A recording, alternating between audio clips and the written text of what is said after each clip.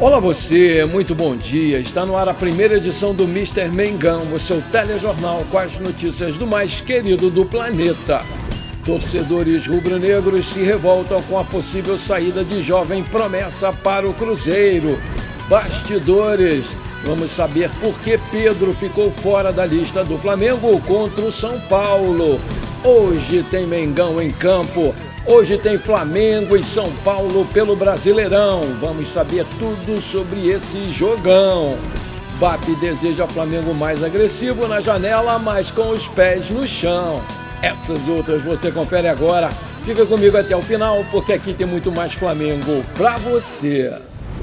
O Flamengo volta a campo hoje, 13 dias depois de participar da Copa do Mundo de Clubes dos Estados Unidos contra o São Paulo pela 13ª rodada do Brasileiro, aqui no Maracanã. A bola vai rolar a partir das 16h30, horário de Brasília. O time é o líder do Campeonato Brasileiro com 24 pontos, mas vive um momento turbulento fora de campo, com direito a diferentes crises nos últimos dias, envolvendo o diretor de futebol José Botto e também o seu principal artilheiro, Pedro.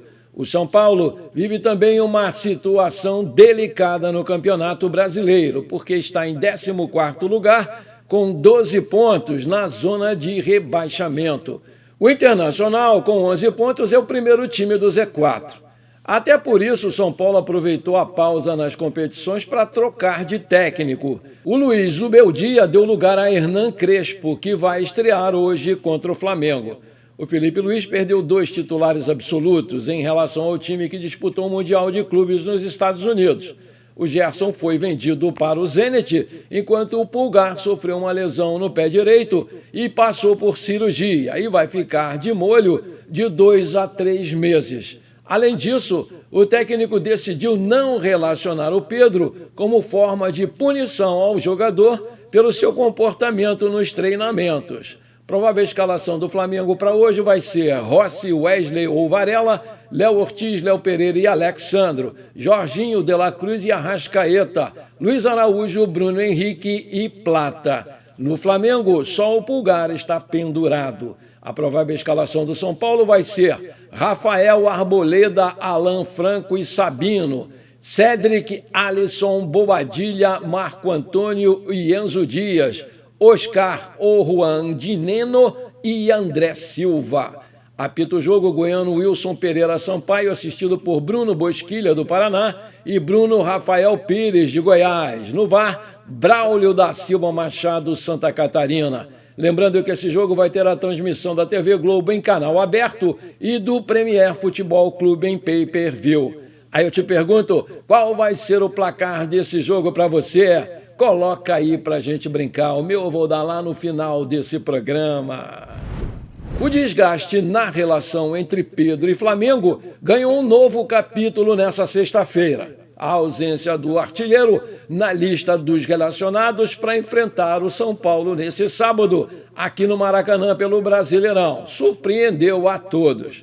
A decisão do Felipe Luiz reflete um momento de dificuldade do jogador no clube.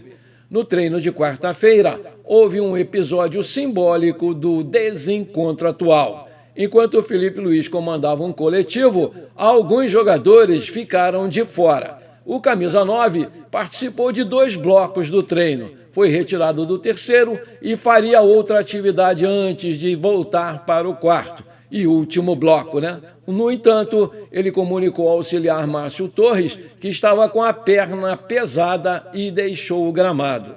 O GE apurou que a atitude dele incomodou integrantes da comissão técnica e alguns jogadores também. Para eles, o Pedro deixou o treino antes do fim, sem motivo justo. O atacante vê diferente, uma vez que avisou ao auxiliar que sairia de campo, ele nega com veemência que tenha abandonado a atividade. Na quinta-feira, o camisa 9 participou normalmente do treinamento. Na sexta, no entanto, ele foi retirado do coletivo e recebeu a notícia de que ficaria fora contra o São Paulo. Procurado para falar sobre a atual situação do Pedro, o Flamengo optou por não comentar o caso e informou que questões envolvendo a rotina de trabalho e o dia a dia de treinamentos são tratados internamente. Já a assessoria de imprensa do jogador também preferiu não se pronunciar a respeito. Recentemente, alguns jogadores procuraram a comissão técnica e a diretoria para relatar um mal-estar com certos comportamentos do Pedro e pedir um posicionamento do clube.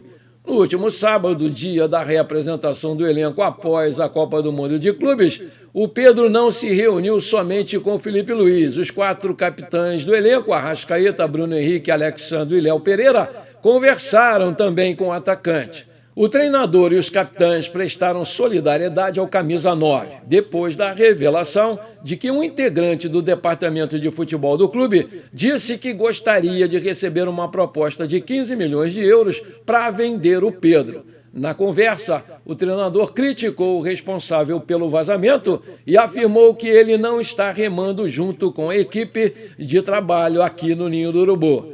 Nessa reunião, o técnico e os jogadores também pediram mais dedicação e comprometimento por parte do Pedro no dia a dia dos treinamentos. O Pedro não está satisfeito com seu momento no clube. Ele voltou de uma lesão grave em maio, depois de 7 meses afastado. Desde então, foi titular em 8 dos 20 jogos do Flamengo e entrou no segundo tempo no decorrer de outros 9 jogos. A falta de mais minutos incomoda o jogador, que não faz um gol desde o dia 21 de maio, na vitória por 4-2 sobre o Botafogo da Paraíba, aqui no Maracanã, pela Copa do Brasil. O atacante entende também que a diretoria não cumpriu o prometido na negociação para renovar o seu contrato. No início desse ano, o staff dele procurou o clube para negociar a extensão do vínculo. Na ocasião, ouviu do José Boto que o assunto seria resolvido assim que voltasse da lesão. O diretor de futebol alega que ouviu da parte do jogador que havia essa promessa, mas que, ao consultar o presidente BAP, lhe foi dito que a sua gestão não tinha feito nenhum compromisso com o jogador. O Pedro voltou aos gramados em abril, mas o Flamengo ainda não procurou os seus empresários. O contrato dele vai até o final de 2027. Enquanto isso, muitos torcedores rubro-negros nas redes sociais pedem a cabeça do diretor de futebol José Boto, depois que a possível venda do garoto Matheus Gonçalves foi anunciada nas mídias esportivas essa semana. Esse Boto é um incompetente, dirigente remunerado que só está fazendo cagadas. Não tem nenhuma desculpa. O trabalho desse gringo é absurdamente ruim, disse o perfil Bastidores CRF na rede social do X, o antigo Twitter. Outro torcedor escreveu: venda terrível, fora Boto, fora Felipe Luiz, como vendemos um jovem promissor para um rival na luta pelo brasileiro e por um valor ridículo. O Boto pagou quase o dobro no Juninho. Que cara fraco esse português. Outro escreveu: esse português não me engana, ele veio levar vantagem em cima de compras e vendas de jogadores. Eu já vi esse filme, fora Boto incompetente. E você, o que você está achando da participação do Boto na diretoria executiva de futebol do Flamengo? Coloca aí que eu quero saber. De acordo com informações do portal Gazeta do Urubu, mais um jovem pode deixar o Mengão nessa janela de transferências. O Wallacian estaria acertando a sua ida para o Wolverhampton da Inglaterra. A joia flamenguista já é monitorada pela equipe da Premier League e o negócio pode sair nessa janela de transferências. Vale ressaltar aqui que ele poderia ter a oportunidade de jogar com outro cria do Ninho, João Gomes, além de ser treinado pelo Vitor Pereira, técnico português que já comandou o Mengão. Sobre os possíveis valores de um negócio, o GE já havia noticiado que a proposta estaria sendo preparada na casa de algo em torno de 15 a 25 milhões de euros. E o Flamengo certamente toparia fazer o negócio. Maravilha! Se você está curtindo esse nosso programa, então não esquece, manda brasa agora no like para fortalecer o canal. E se você ainda não é inscrito, bora lá me dar essa moral, me dar esse prazer. Aperta o botão inscrever-se, aperta o sininho ali, compartilha esse programa com parentes e amigos flamenguistas. E agora tem um botão novo aí, o hype, Quando você dá o like, aparece para você hypar o vídeo. Aperta ele, é de graça, e você ainda vai me ajudar demais a crescer o nosso canal. Valeu, muito obrigado! Com um tom que mescla ambição e pés no chão, o presidente do Flamengo, Luiz Eduardo Batista, o BAP, delineou a estratégia do clube para a janela de transferências desse meio de ano, prometendo uma postura mais incisiva no mercado, ao mesmo tempo em que expôs as complexidades e a inflação nos bastidores das negociações. As declarações do presidente foram dadas à Flamengo TV. Revelam um clube ciente do seu poderio financeiro, mas igualmente cauteloso com as armadilhas que o mercado cria. Segundo o BAP, a saúde financeira do clube, impulsionada pelas receitas com a venda do Gerson e da premiação da Copa do Mundo de Clubes, vem criando uma imagem distorcida para outros clubes e empresários. É sempre bom entender que tem gente do outro lado também que acha que quando a gente recebe um dinheiro é tudo lucro, que eu estou pronto para comprar qualquer jogador à vista, iniciou lá o BAP. Essa percepção, segundo o presidente, inflaciona diretamente os valores. Ele detalhou como as negociações se tornam mais árduas, com pedidos de valores e condições de pagamentos mais exigentes. O jogador que vale 5% agora vai valer 8%. O jogador que valia 5% e você comprava em 2 parcelas de 2,5%, uma nesse ano e outra no ano que vem, agora ele quer 8%. Ele joga com a tua ansiedade. O torcedor pressiona que quer o jogador amanhã e isso faz com que o jogador fique ainda mais caro, explicou o dirigente. Apesar dos desafios no mercado da bola, a gestão administrativa do Flamengo colhe frutos expressivos. O BAP revelou um salto notável na eficiência financeira do clube. Se em 2024 a margem de lucro foi de aproximadamente 11%, o primeiro semestre de 2025 já apresenta um resultado muito superior a isso. Nós fechamos esse primeiro semestre com 28% de margem de lucro. Ainda que a gente não tenha feito um crescimento de receita de 20%, a gente ficou com muito mais dinheiro dentro de casa, na medida em que a gente foi muito mais eficiente nos nossos gastos, destacou novamente o BAP. Essa disciplina nos custos, segundo ele, é fundamental para o plano de reequilíbrio financeiro do clube.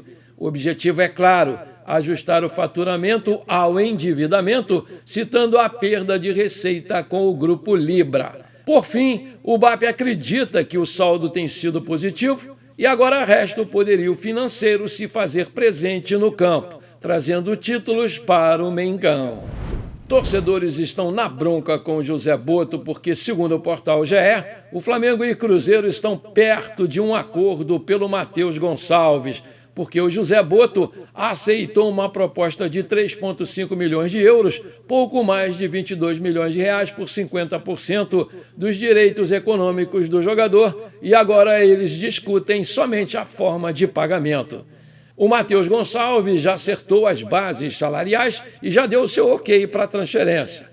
Ele, de 19 anos, vem recebendo poucas oportunidades no time principal e chegou a pedir para jogar no Sub-20 para se manter em atividade. Na noite dessa quinta-feira, o jovem marcou 2 golaços no empate por 2-2 contra o Botafogo pelo Brasileirão Sub-20. A contratação é um pedido do treinador português Leonardo Jardim, que se diz encantado com a capacidade do jovem rubro-negro. Essa declaração do treinador português vai contra o que o Felipe pensa do jogador. Em entrevista recente, o Felipe disse que o Matheus Gonçalves não tem intensidade.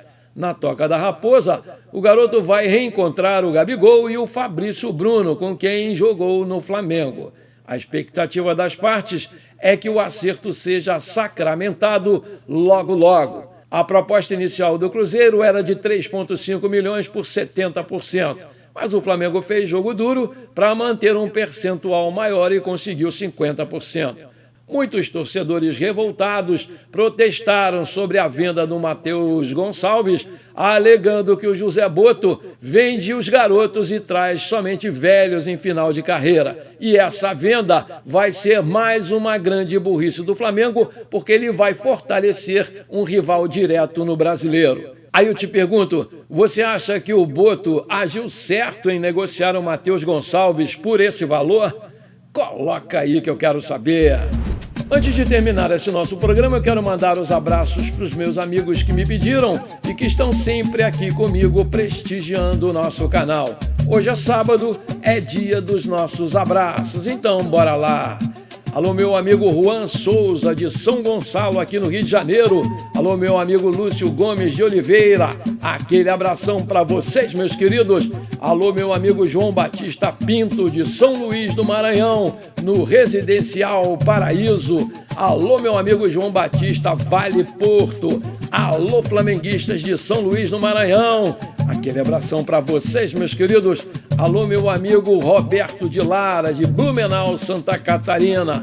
Alô, meu amigo José Ribamar de Assis Costa e família. Aquele abração para vocês, meus queridos. Alô, alô, meu querido amigo Pedro Gomes Terra, meu compositor de Campos dos Goitacazes, aqui no Rio de Janeiro. Alô, meu amigo Maurício Andrade. Alô, torcida do Flamengo de Ponta Grossa, no Paraná. Aquele abração para vocês, meus queridos. Tamo junto! Bom, por enquanto foi isso. Espero que você tenha gostado do nosso programa. Muito obrigado por você ter ficado comigo até aqui. Não esqueça de deixar aquele like maneiro. Um forte abraço e bora ser feliz. Pra cima deles hoje, Mengão 3-0, tá bom!